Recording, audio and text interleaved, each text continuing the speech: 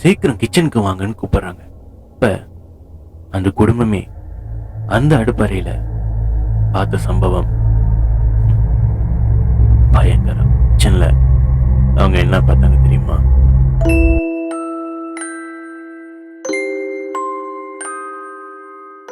சமையல் அறையில இருந்த இவங்களோட மனைவி கத்தி ஆர்ப்பாட்டம் பண்ணி அவங்க கணவனை கூப்பிட்டாங்க. என்ன நடக்குது ஏது நடக்குதுன்னு புரியாம மனைவியோட அலறலை கேட்டு இந்த கணவனும் அடிச்சு பிடிச்சு ஓடுறாரு.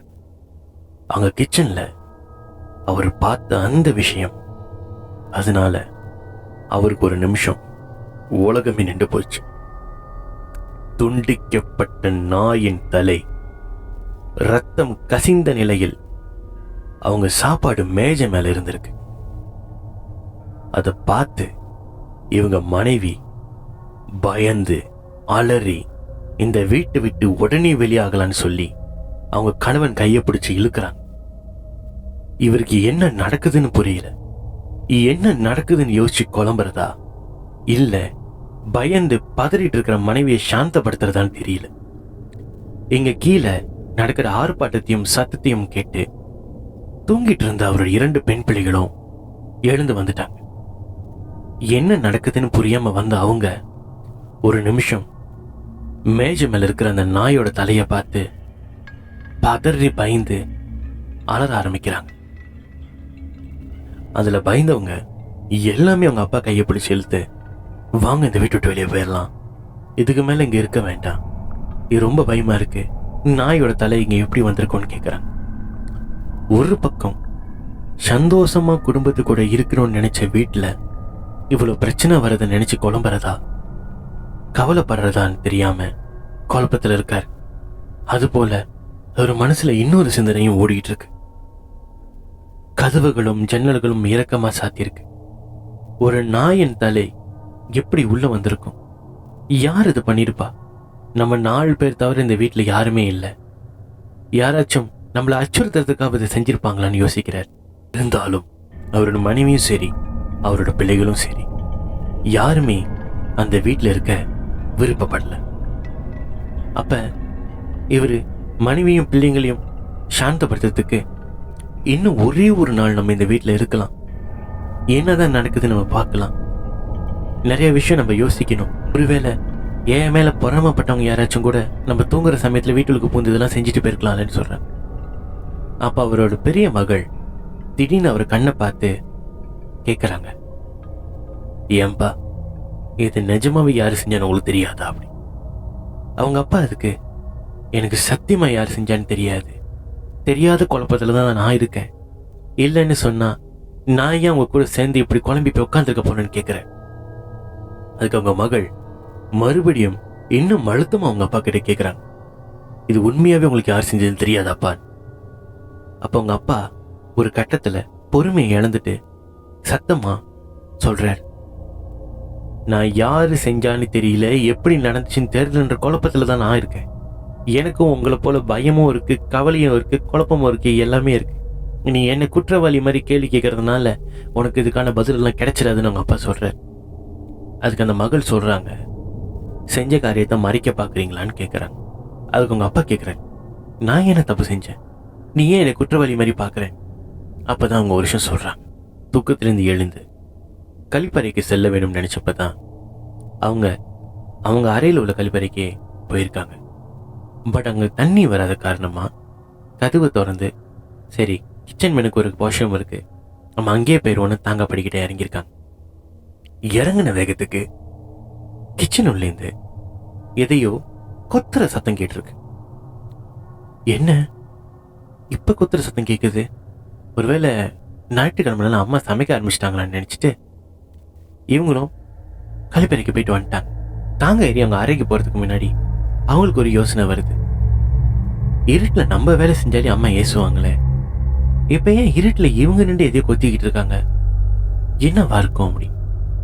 இவங்க எட்டி அந்த கிச்சனை பாக்குற சமயத்துல உள்ளேந்து ஒரு குரல், நீ போய் படுமா அப்படின்னு சொல்லியிருக்கு. சொன்ன குரல் இவங்க தந்தையோட குரல். அப்ப இவங்க அம்மான்னு தான் நினைச்சோம், அப்பா என்ன பண்றாரு? ஒருவேளை நாளைக்கு காலை நம்மளுக்கு ஸ்பெஷலாக எதாவது செஞ்சு கொடுக்க போறாரு போல அப்படின்னு நினச்சிட்டு இவங்களும் உங்க அறைக்கு போய் படுத்துடுறாங்க. படுத்ததுக்கு அப்புறம் தான் அவங்க தொலைபேசி எடுத்து டைமை பார்க்குறப்ப அப்ப அந்த டைம் அதிகாலை மணி 3:30. இவங்களுக்கு ஒரு கட்டம் பதட்டமாகுது. 3:30 மணி. இப்ப அப்பா கிச்சன்ல என்ன பண்ணுவாரு யோசிச்சு அவங்களுக்கு ஏதோ ஒரு கட்டத்துல சின்ன பயமும் சின்ன பதட்டமும் ஏற்படுது. இருந்தாலும் இந்த பதட்டத்தையும் பயத்தையும் மீறி பெருசா ஒண்ணு நடந்துடாது. நம்ம கற்பனை தான் எல்லாமே. ஒருவேளை தூக்கத்திலே நம்ம போயிட்டு வந்தனால அப்பா நம்மகிட்ட பேசின மாதிரி போலன்னு சொல்லி உங்க மனசை அவங்க சாந்தப்படுத்திட்டு தூங்குறாங்க. அவரோட மகள் சொன்ன இந்த கதையை கேட்ட வேகத்துக்கு அந்த அப்பா சொன்ன ஒரே விஷயம், இன்னும் 1/2 மணி நேரம் கூட இந்த வீட்டில் இருக்க வேண்டாம், எல்லாரும் ஒரு வாரத்துக்கு தேவையான துணி எடுத்து வைங்க, நம்ம எல்லாருமே பாட்டி வீட்டுக்கு போகலாம். பிள்ளைகளுக்கும் மனைவிக்கும் இப்பதான் பயம் ஒன்றும் அதிகரிக்க ஆரம்பிக்குது. இவ்வளவு நேரம் கண்ணால பார்த்த விஷயத்த கூட பார்த்து பயப்படாதவர் எதுக்காக மகள் சொன்ன வேகத்துக்கு பாட்டி வீட்டுக்கு போலான்னு சொல்றாரு. இருந்தாலும் அந்த வீட்டில் இருக்கிற அடுத்த நிமிஷம் எல்லாமே ஆபத்தாக இருக்கிற மாதிரி அவங்க எல்லாத்துக்குமே தோணுனால அதை பத்தி பெருசா விவரிக்காம டக்குன்னு அந்த வீட்டோட கிளம்பிட்டாங்க. அவங்க இருக்கிற வீட்டுக்கும் மெயின் ரோட்டுக்குமே ரொம்ப தொலைவு. இருந்தாலும் இந்த பாதை எப்படியாச்சும் கடந்துடலான்னு பாருங்க. பயமும் பதட்டமும் கலந்து இவங்க போக போக போக அந்த சாலை இன்னும் நீளமாக இருக்கிற மாதிரியே இவங்களுக்கு ஃபீல் ஆகுது. அதே சமயத்துல மேக மூட்டங்கள் கூடி மழை பெய்யற மாதிரி இருட்டி காடியில வெளிச்சம் ஹைலைட் போட்டு கூட ரோடு பார்த்து சரியா தெரியாம 2-3 தடவை விபத்துக்குள்ளாக பார்த்தாங்க. இருந்தாலும் மனதுல தைரியத்தை வர வச்சுக்கிட்டு இறைவனை பிரார்த்தனை பண்ணி எப்படியோ அந்த சாலை விட்டு கடந்து மெயின் ரோடுக்கு போயிட்டாங்க.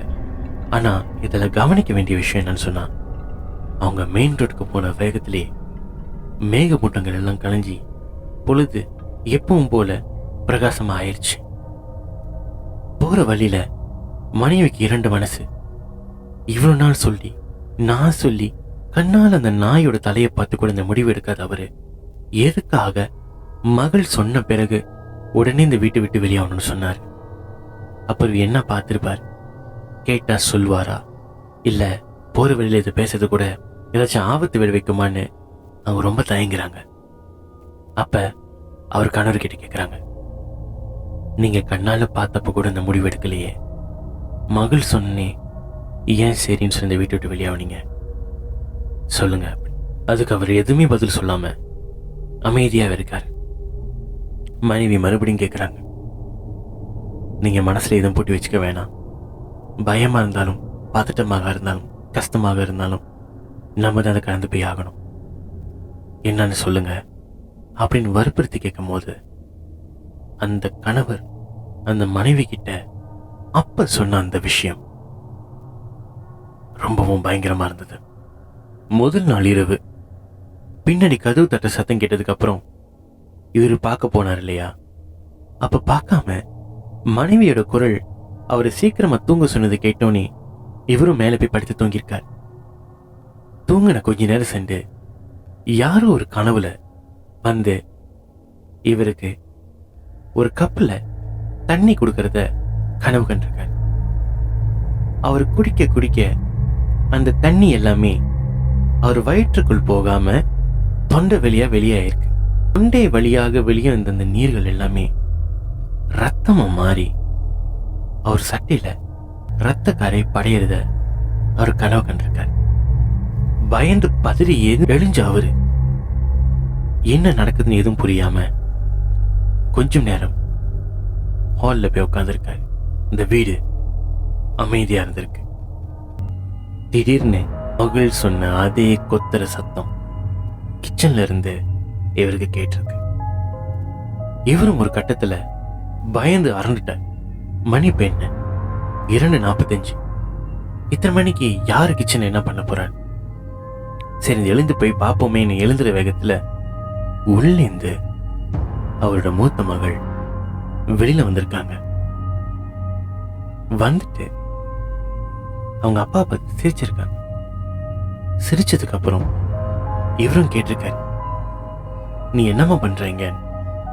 அந்த மகள் சிரிச்சுக்கிட்டே அவங்க அப்பா கிட்ட சொல்லியிருக்காங்க, இல்லப்பா, சாப்பிட்டு ரொம்ப நாள் ஆன மாதிரி இருக்கு, ரொம்ப பயங்கர பசி, என்னால அடக்கவே முடியல, இடம் வேற பெருசா புதுசா நல்லா இருக்கு, கொஞ்ச நேரம் தனியா இருந்து சாப்பிடலாம்னு நினைச்சேன், அதான் வந்தேன் அப்படின்னு. அவங்க அப்பாக்கும் மகளோட தோரணையும் பேசுற விதமும் சிரிக்கிற விதமும் ஒரு மாதிரி வித்தியாசமா தெரிஞ்சிருக்கு. ஒரு பக்கம் இவர் கண்ட கனவு இவரை துரத்திக்கிட்டு இருக்கு, இன்னொரு பக்கம் நேற்று யாரு கதவு தட்டிருப்பான்ற சிந்தனை இவர் மனசுல ஓடிக்கிட்டு இருக்கு. மகளும் இது வரைக்கும் இந்த மாதிரி பழக்க வழக்கம் இல்லாம ஏன் இப்படி சொல்லணும்னு நல்லா யோசிக்கிறார். இப்ப மக கிட்ட கேட்கிறார், ஏம்மா அது கையில கத்தி வச்சிருக்க, என்ன பண்ண போற அப்படின்னு. அப்ப அந்த மகள் சொல்லியிருக்காங்க, இல்லப்பா, அங்க சாப்பாடு இருக்கு, அப்படியே சாப்பிட முடியாது, கத்தியில வெட்டி தான் சாப்பிடணும், அதான் வச்சிருக்கேன், நீங்க போய் தூங்குங்கப்பா, உங்களுக்கும் நாளைக்கு கொஞ்சம் மிச்சம் வைக்கிறேன், நீங்களும் சாப்பிடுங்கன்னு அவங்க சொல்லியிருக்காங்க.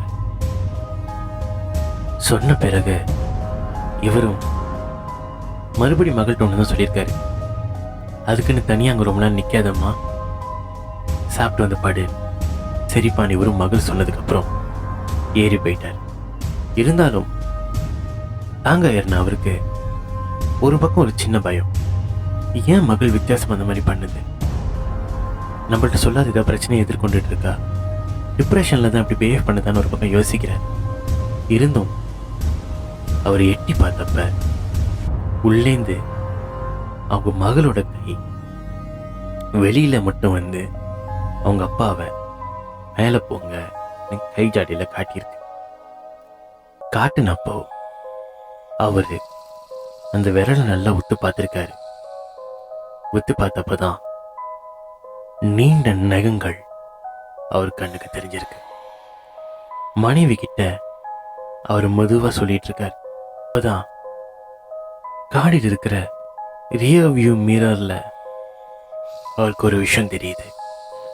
அந்த கண்ணாடியில என்ன தெரியுதுன்னு பார்க்கணும்னா நீங்க அடுத்த பதிவுக்கு காத்திருங்க. இது தி கதை டெல்லர்ஸ் ஷோ.